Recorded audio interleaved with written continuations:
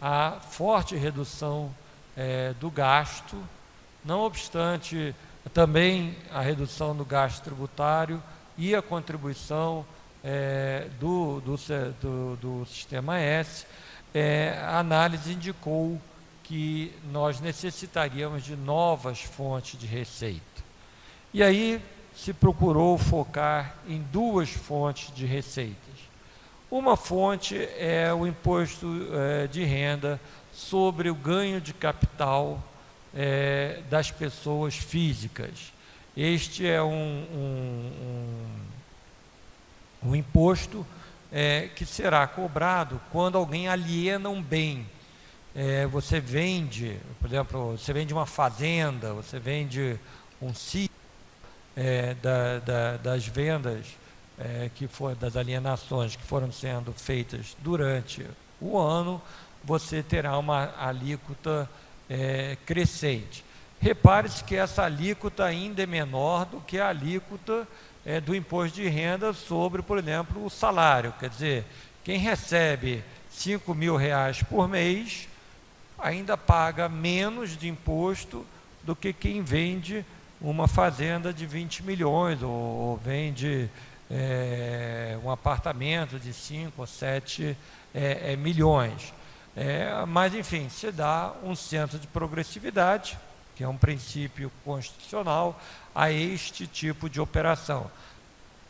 Que a CPMF não dure mais que 4 anos. A razão...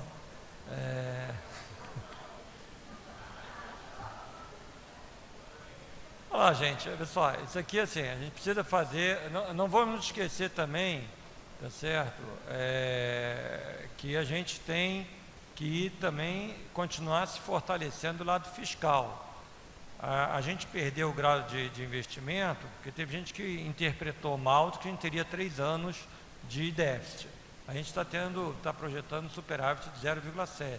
A gente sabe que 0,7 não pode continuar a vida toda com 0,7. Então a gente vai ter que ter essa gradual fortalecimento da economia, tá certo? E aí a gente também, aí é uma questão, vamos dizer assim, que não vai querer deixar para o próximo governo começar sem nada. Obviamente o próximo governo, se ele quiser, ele pode revogar, assim que ele assumir, ele revoga a CPMF, mas seria, eu acho que inadequado que se fizesse uma previsão que acabasse absolutamente em 2018 e quem entrasse tivesse que se haver com uma nova receita, ou com um quadro que não fosse de total tranquilidade. Nada impede que, se as coisas forem melhor, se diminua isso antes, tá certo? Não há nada que impeça. Tá? Eu acho que até pela evolução da consciência, vamos dizer assim, fiscal da população, o governo terá absolutamente sensibilidade de, assim que puder, diminuir, eliminar o que for a CPMF. Medida que é bastante central no esforço. Foi considerado que, diante de todas as alternativas de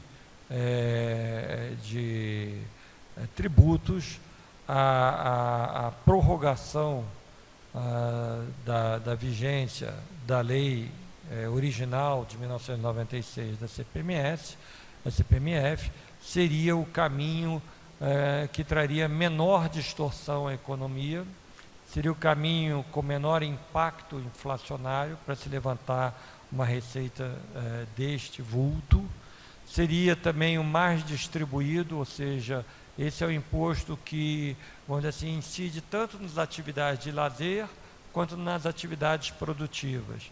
Incide de maneira equitativa em todos os setores. E, na verdade, se a gente for pensar por operação, a gente está falando de 2 milésimos do valor. Por exemplo, você vai comprar, compra uma entrada de cinema, né? E usa lá o cartão de crédito. Independente de quanto que o banco cobra pela transação do cartão de crédito, você teria 2 milésimos do valor da entrada do cinema entrando para ajudar a diminuir o nosso déficit da Previdência Social, que é a prioridade nesse momento. Nós temos que fortalecer a Previdência Social. Algumas medidas são medidas totalmente do governo, muitas exigirão a cooperação do Congresso para se tornarem lei, para se tornarem efetiva, e evidentemente todas exigirão o esforço, a participação, a confiança de todos os brasileiros. Então, se a gente passar a página, são aquelas de redução de gasto tributário. O que é um gasto tributário? Gasto tributário é quando o governo substitui uma empresa, um contribuinte na sua obrigação tributária, ou lhe dá uma facilidade de reduzir essa sua obrigação. Nós conhecemos diversos casos de gasto tributário. Um dos gastos que nós discutimos bastante esse ano foi o próprio gasto da desoneração de folha, que, como mostrou o Nelson, em 2015 terá uma contribuição bastante pequena, mas em 2016 é uma economia que o governo fez de aproximadamente 10 bilhões. Primeira medida, adiamento do reajuste dos servidores públicos. Nós estamos em negociação com os servidores públicos, fizemos uma proposta inicial de acordo com reajustes para o período de 2016 a 2019, uma proposta de reajuste que começa com 5,5% e vai ter um percentual para cada ano. Esse processo continua. Devido à situação fiscal, nós estamos propondo para os servidores do Poder Executivo Federal o adiamento desse reajuste para agosto. O valor de redução de gasto proporcionado por essa medida é de cerca de 7 bilhões de reais no próximo ano. A implementação dessa medida depende, por óbvio, da negociação com os servidores, e isso é traduzido, se bem sucedido, num projeto de lei enviado ao Congresso Nacional. Essa negociação continua, essa negociação está em andamento. As condições negociadas continuam as mesmas, mas a data de início do reajuste, nós estamos propondo que ela passe de janeiro para agosto. E isso proporciona uma redução do gasto obrigatório da União em 7 bilhões de reais em relação ao que está no PELOA. A CPMF ela irá integralmente para o pagamento de aposentadorias. Ela será destinada para a Previdência Social, pagamento de aposentadorias do regime geral da Previdência Social, INSS, para todos os que têm, ou pensionistas também, evidentemente, tá certo? Do Brasil, tá certo? Ela vai para a chamada aposentadoria dos que trabalham no setor privado. Então, esse é o destino que será dado na PEC, que será enviada ao Congresso, é uma contribuição, aqueles 2 milésimos de tudo que a gente for fazer para garantir que a Previdência Social tenha os recursos para pagar na hora e completamente as aposentadorias. Nós enviamos um projeto de lei ao Congresso Nacional, pelo 2016, que ele já incluiu uma revisão de 42% do gasto discricionário previsto em diversos programas. Como vocês sabem, nós estamos no primeiro ano de um mandato presidencial. No primeiro ano de um mandato presidencial, você tem que mandar um projeto de plurianual, o PPA. E nisso você faz ao início de um projeto de planejamento fiscal. Foi feito, então, um esforço de redução, de avaliação, reavaliação de metas, aumento de cronogramas em vários programas. E isso reduziu a previsão de despesa desses programas para o ano que vem em cerca de 20,6 bilhões, 21 bilhões, em relação às metas originais previstas pelo governo. O que isso significa? Nós já propusemos, na proposta de lei orçamentária, um valor mais adequado ao cenário fiscal previsto ao ano que vem. Um valor que é 21 bilhões, cerca de 21 bilhões abaixo das metas originais que o governo propôs.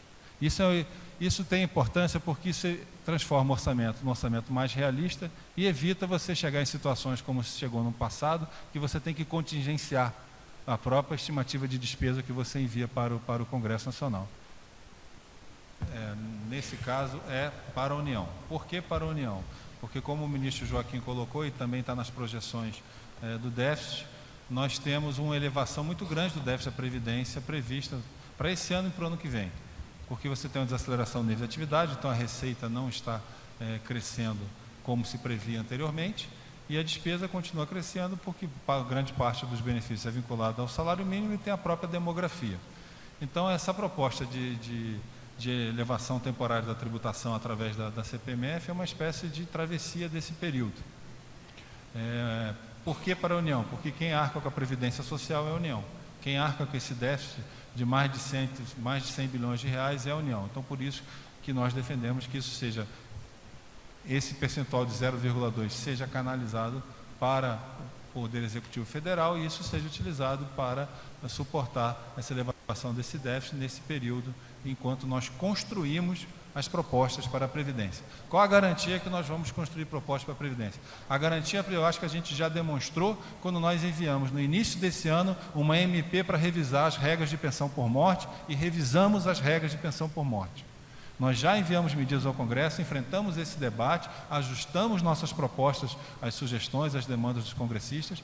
A outra prova que nós vamos enfrentar isso é a MP que está no Congresso hoje, que estabelece a regra 85-95 móvel, em substituição ao fator previdenciário como regra de cálculo para o valor da aposentadoria. Então, nós não só pretendemos discutir a Previdência, nós estamos discutindo a Previdência desde o início do ano, já aprovamos uma proposta, temos outra no Congresso e vamos construir mais propostas sobre isso.